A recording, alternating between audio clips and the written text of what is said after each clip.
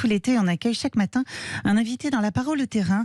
Une salle de shoot à ciel ouvert en plein centre-ville de Nice. C'est le quotidien de notre invité, Éric Fouzary, président du comité de quartier du Parc Impérial Gambetta à Nice. Bonjour Éric Fouzary.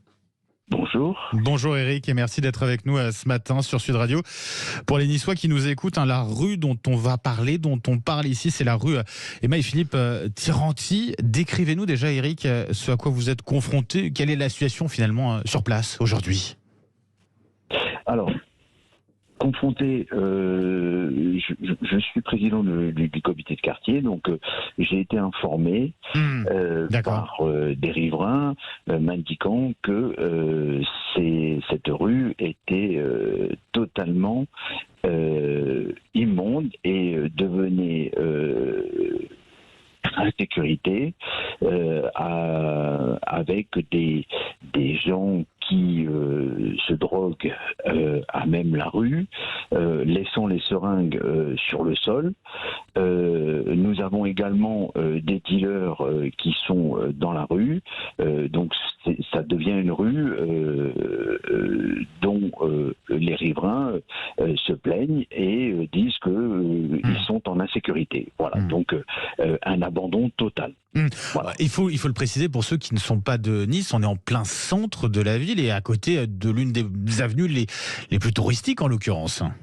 Oui, très proche de l'avenue Jean Médecin, donc une rue commerçante, très touristique, un quartier également très touristique, il faut le dire.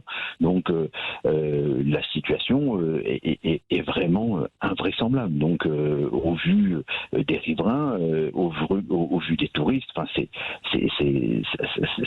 c'est inquiétant tout de même de laisser à l'abandon une rue pareille. Les riverains, ils vous le disent quoi ? Ils vous disent qu'ils ont peur aujourd'hui de sortir de chez eux ? Oui, alors ils ont peur.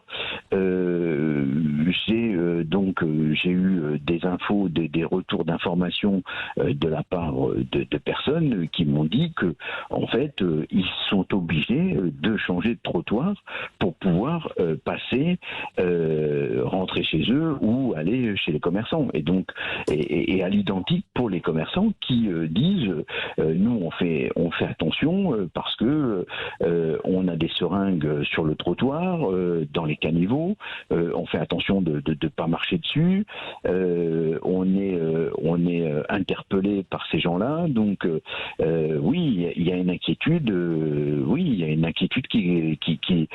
qui grandit et qui fait peur pour les riverains et les commerçants de ce secteur. Vous l'avez dit, vous insistez là-dessus, vous avez raison Éric, il y a des commerçants qui sont présents dans cette rue, ils arrivent quand même à continuer justement à fonctionner malgré ce que vous décrivez ? Il fonctionne, oui, mais forcément avec du mal. Donc, je peux imaginer que le public va pas passer par là pour aller chez ces commerçants. Donc c'est des gens qui habitent proches qui sont obligés pour éviter de faire des kilomètres ou pour faire travailler le secteur. Donc oui, donc public, ça donne pas envie de passer par là, pas du tout. Voilà. Quel est le profil de ces toxicomanes qui occupent désormais le quartier ? On est majoritairement sur des hommes, des jeunes ? Qu'en est-il à ce niveau-là ? On est tout âge, donc puisque ça fait quand même un moment que ça dure et ça ne cesse de s'accroître. Donc on a un public, tout public, donc c'est du plus jeune à 45-50 ans. Donc voilà, donc on a véritablement toutes les tranches d'âge représentées. Avec un périmètre qui s'étend, qui s'élargit aussi petit à petit au fur et à mesure ? De plus en plus, ce périmètre s'élargit. Il y avait un bout de trottoir et puis au fur et à mesure, donc il y a un abandon total des pouvoirs publics. Donc aujourd'hui, moi ce que je dénonce, c'est que chacun se rejette la balle. C'est pas moi. C'est-à-dire en fait, on a la municipalité qui dit nous, on a fait ce qu'il fallait faire. Le préfet, lui, dit qu'il ne peut pas intervenir. Enfin, en tout cas, pas dans ces conditions-là. L'ARS, qui visiblement, je ne sais pas ce qu'elle fait, mais on n'en a pas entendu parler. Donc aujourd'hui, j'aurais tendance à dire, arrêtons tout ça. Mettons autour de la table tous ces acteurs avec les présidents de comités de quartier pour pouvoir trouver une véritable solution. La question, c'est pas de dire on a fait ou on n'a pas fait.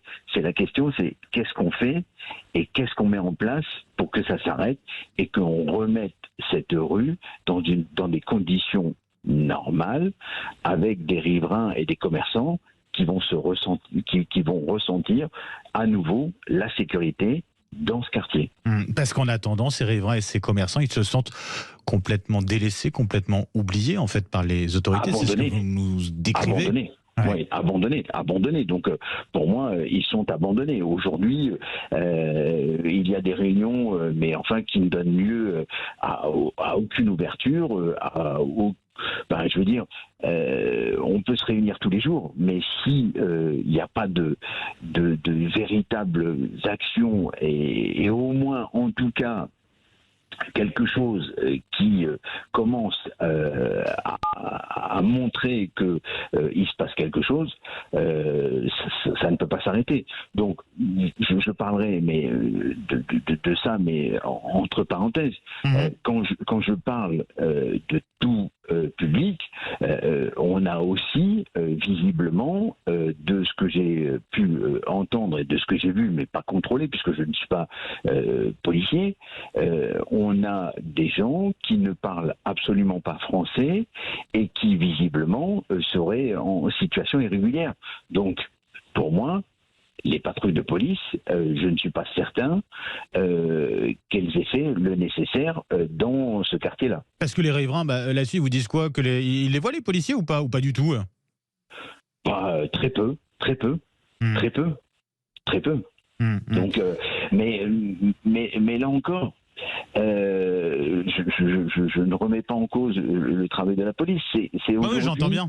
Voilà, je crois que il n'y a pas de véritable dialogue, d'échange entre l'ARS et tous les pouvoirs publics, la municipalité, la préfecture, le département, si en tout cas il peut agir pour pouvoir essayer de faire quelque chose. Je sais que le député a sommé le maire de faire quelque chose, mais aujourd'hui, il faut faire. Voilà, donc il a eu raison, mais maintenant il faut que tout le monde l'entende. Un mot quand même, parce que j'entendais aussi parler d'associations qui étaient sur place aussi auprès de ces toxicomanes qui venaient leur apporter de la nourriture, ramasser les seringues. C'est quelque chose que les habitants vous ont décrit également? Oui, alors ils le vivent. Alors ils le vivent. Je crois que c'est assez mal pris, ça, ouais. Ils le vivent très mal, oui, mais ils le vivent très mal parce que, alors, certes, il faut aider ces gens-là, mais aujourd'hui, j'aurais tendance à dire, c'est pas dans un milieu comme celui-ci où il faut installer des salles de shoot. Pour moi, une salle de shoot, c'est dans un endroit médicalisé avec des véritables spécialistes. C'est pas les associations qui vont venir parce que d'abord, elles ne peuvent pas et elles ne peuvent absolument pas prétendre à toutes les carences que ces gens-là laissent derrière eux. Les seringues, les associations passent, mais c'est très bien. Je remercie, et heureusement, Dieu merci, les associations passent, mais je veux dire que elles laissent derrière elles, des seringues, et donc le travail il n'est pas fait efficacement. Donc je crois que... Et puis ça peut avoir un effet pervers aussi, c'est de consolider cette installation-là, quoi. Oui, mais on installe, et donc ces associations pensent qu'elles peuvent et qu'elles aident, mais véritablement, elles ne rendent pas service aux riverains et aux et aux commerçants, parce qu'aujourd'hui le travail il n'est pas efficace puisque ça continue. On a l'insécurité, on a des seringues qui traînent et puis c'est surtout plus ça va et plus ça s'étend. Donc jusqu'à quelle hauteur on va pouvoir admettre ça? Éric Fouzary, je rappelle, président du comité de quartier du Parc Impérial Gambetta à Nice. Merci d'avoir été avec nous ce matin sur Sud Radio. Je vous souhaite une très bonne journée et puis bon courage bien sûr pour la suite.